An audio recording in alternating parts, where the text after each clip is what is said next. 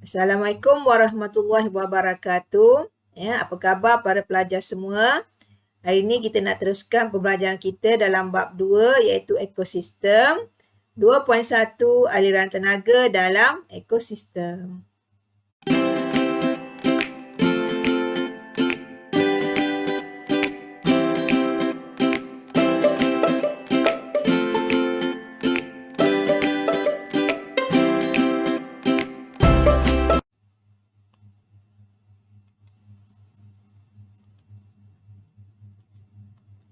Okey, mari kita tengok dulu pengelasan organisma yang terdiri daripada pengeluar, pengguna dan juga pengurai.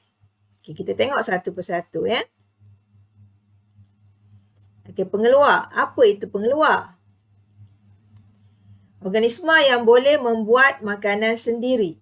Okey, jadi kebanyakan tumbuhan merupakan pengeluar. Okey, contoh di sini padi ya. Apa sahaja tumbuhan lah ya, pokok-pokok yang ada sekitar kamu ya, adalah pengeluar. Pengeluarnya dia boleh buat makanan sendiri melalui proses fotosintesis. Satu-satunya ciptaan Allah yang hebat, yang boleh buat makanan sendiri tanpa perlu bergerak seperti kita lah ya. Itulah pengeluar. Ataupun dikenali kalau dalam bahasa Inggeris sebagai producer. Okay? Seperti producer filem, menghasilkan filem, ini boleh menghasilkan makanan sendiri secara semula jadi. Jadi itulah maksud pengeluar. Okay, seterusnya kita tengok pengguna primer. Primer ni yang pertama lah, sebab tu dipanggil primer ya. Iaitu organisma yang memakan organisma lain, misalnya herbivore dan omnivore yang memakan pengeluar ya. Maknanya dia makan apa? Dia makan tumbuhan lah. Ya, contoh belalang. Okay, belalang dia makan tumbuhan. Sebab tu dia dipanggil pengguna primer.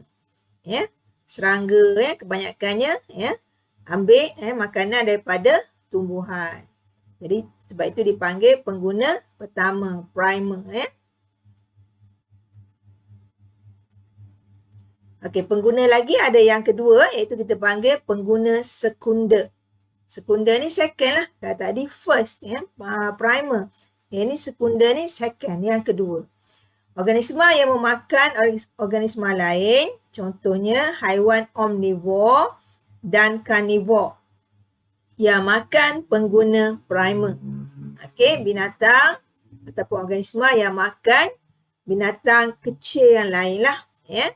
Yang makan serangga tadilah yang makan belalang ya. Contoh burung dia makan belalang. Okey. Ni burung comel kita lah ya. Okey, pengguna tertier. Tertier 3 lah bahasa Inggeris ya. First, second, third. Tertier 3 ya. Pengguna yang ketiga. Jadi organisma yang memakan organisma yang lain juga ya. Maksudnya dia makan pengguna sekunder tadi. Contohnya haiwan karnivor. Karnivor ni yang makan daging lah ya. Haiwan karnivor sekunder yang makan pengguna sekunder. Okey. Contohnya harimau dan burung helang. Okey. Yang makan burung tadi contohnya. Harimau makan burung ya.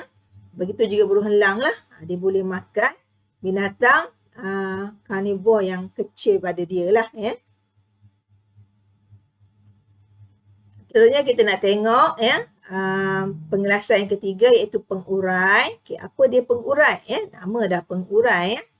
Organisma yang akan menguraikan haiwan dan tumbuhan mati kepada bahan-bahan lain yang lebih ringkas atau menjadi nutrien ya. So nutrien ni apa? Bahan ataupun pemakanan yang diperlukan oleh badan kita lah ya. Kita makan ya, nasi ya, lauk pauk semua tu kita dapat apa? Kita dapat karbohidrat ya. Kita dapat protein ya. Campuran sayur semua ada pelawas, ada garam mineral, vitamin dan sebagainya lah ya. Jadi misalnya hubungan saprofitisma ya, saprofit sebenarnya ya. Saprofit ni adalah organisma yang menguraikan benda-benda yang dah mati. Contoh dia cendawan ya, Myko ya, dan bakteria E. coli ya. So ini adalah organisma yang seni ataupun sangat kecil ya, kita panggil mikroorganisma ya. Jadi perlunya pengurai ni ya, dia menghuraikan ya, menjadikan benda-benda dah mati menjadi benda yang lebih ringkas ya, sebati dengan tanah yang dalam masa beribu tahun dia jadi hasil galian lah, dia menjadikan tanah lebih subur ya. Itu adalah tugas pengurai ya. Sangat penting lah dalam kehidupan kita ya. Okey, kita tengok pula apa maksud rantai makanan. Kamu biasa pakai rantai emas kan? Ini rantai makanan.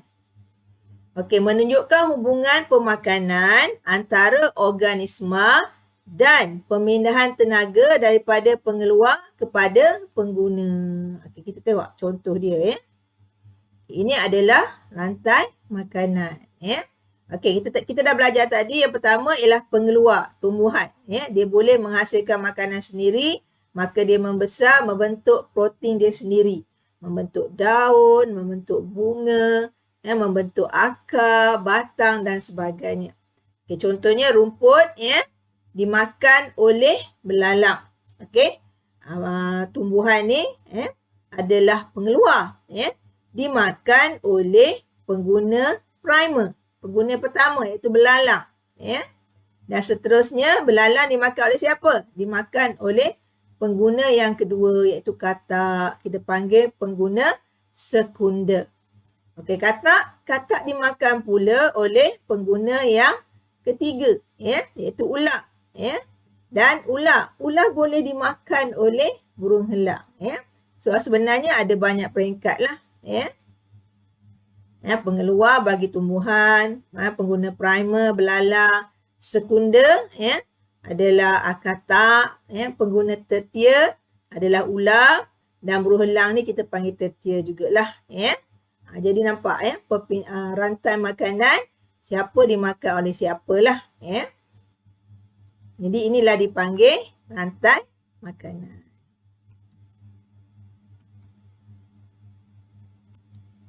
Okey, apa pula siratan makanan?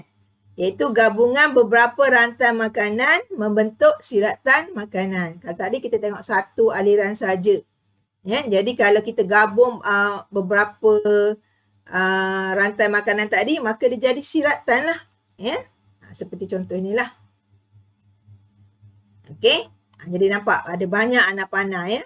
Jadi ini ada beberapa rantai makanan. Ya, bila kita gabungkan maka dia jadi siratan makanan. Kamu boleh nampaklah ya, aliran tenaga yang berlaku ya.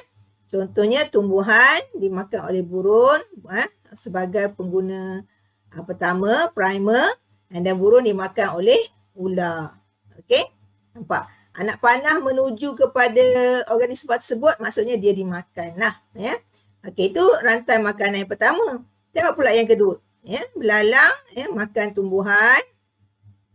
Belalang pula dimakan oleh burung ya, sebagai pengguna kedua ya. Tadi aliran pertama dia sebagai pengguna pertama ya, primer. Sekarang ni dia pengguna kedua. And then dimakan oleh siapa? Dimakan oleh ular. Ular dah jadi pengguna yang kedua, sekunder. Okey, tadi ular menjadi pengguna primer, ular menjadi pengguna sekunder ya. Sekarang ular dah jadi pengguna yang ketiga. Okey, belalang pertama, burung kedua, dia adalah tertier yang ketiga ya. Okey, itu aliran yang kedua. Aliran yang ketiga, okey, tikus. Tikus dia makan tumbuhan, maka dia adalah pengguna primer.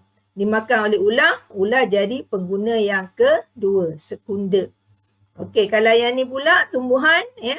Tadi yang ketiga ya. Okey, yang keempat beluncas. Yang ulat beluncas dimakan tumbuhan, dan then dimakan oleh burung, burung jadi sekunder, pengguna sekunder. Burung dimakan pula oleh ular. Itu adalah pengguna tertier ya.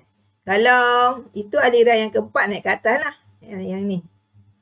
Kalau yang kelima ya, beluncas makan tumbuhan, and then katak pula makan ulat beluncas sebagai pengguna sekunder, Dan ular pula makan katak sebagai pengguna tertier. So, anda boleh tengok beberapa aliran kat sini lah. Kalau kita tengok sini ada berapa rantai makanan? 1, 2, 3, 4 daripada ulat buncas naik ke burung, 5 daripada ulat buncas ke katak. Okey, yang ni kita tak tengok, kita tak kira lagi ni, 6 daripada belalang pergi pada katak ular. Ada 6 siratan makanan kat sini sahaja. So, kamu tengok saja aliran dia. Daripada mana ke mana. Sama ada ular ni, dia jadi pengguna kedua ataupun dia jadi pengguna yang ketiga, tertier. So, ada 6 rantai makanan dalam siratan makanan ini. Itu yang kamu kena faham tentang siratan makanan. Okey, pengaliran tenaga di dalam siratan makanan. Okey, macam kita tahu cahaya matahari adalah sumber tenaga utama di mana tumbuhan hijau kita tahu sebagai pengeluar, dia merangkap tenaga cahaya kepada tenaga kimia. Ini proses dia nak buat makanan lah di mana yang ni kita tahu tumbuhan melakukan proses fotosintesis. Sebab tu dia kata tenaga cahaya menjadi tenaga kimia. Maksudnya menjadi makanan dia lah. Untuk protein dia membesar. Okey, apabila pengguna primer makan pengeluar tumbuhan tadi, sebahagian tenaga kimia yang disimpan dalam tumbuhan dipindahkan kepada pengguna primer. Dan seterusnya sehingga pengguna tertier. So, aliran tenaga tu berlaku. Bila tumbuhan dah membesar, dah ada buah, ada daun sebagainya, dimakan oleh pengguna yang pertama. Contohnya ulat buncas tadilah. Ataupun tikus tadi kan. So, aliran tenaga dah berlaku daripada pengeluar kepada pengguna primer. Dan bila pengguna primer ni dimakan oleh pengguna kedua, maka aliran tenaga juga berlaku sehinggalah kepada pengguna yang ketiga. Okey, pengguna ketiga tadi pun ada banyak juga kan. Dan sebahagian tenaga juga hilang sebagai tenaga haba melalui respirasi, perkumuhan dan penyahtinjaan. Okay, kita tahu aliran tenaga berlaku daripada pengeluar dan kepada pengguna primer, pengguna sekunder dan juga pengguna tertier. Tapi aliran tenaga ni tidaklah 100% sampai kepada pengguna tertier. Sebaliknya dia juga hilang sebagai tenaga yang hilang macam tu saja seperti tenaga haba, respirasi semasa pernafasan, perkumuhan dan penyahtinjaan ni kita membuang lah. Membuang buang air besar, buang air kecil semua tu lah. Jadi ini adalah pengaliran tenaga di dalam siratan makanan. Itu saja daripada cikgu. Selamat mengulang kaji untuk tajuk ni. Dan insya-Allah kita jumpa lagi di tajuk yang seterusnya. Dan jangan lupa untuk kamu tekan butang subscribe dan like sebagai tanda sokongan untuk cikgu terus menghasilkan video-video yang menarik untuk ulang kaji dan pengajian kamu lah. Dan kita jumpa lagi untuk video yang seterusnya. Assalamualaikum.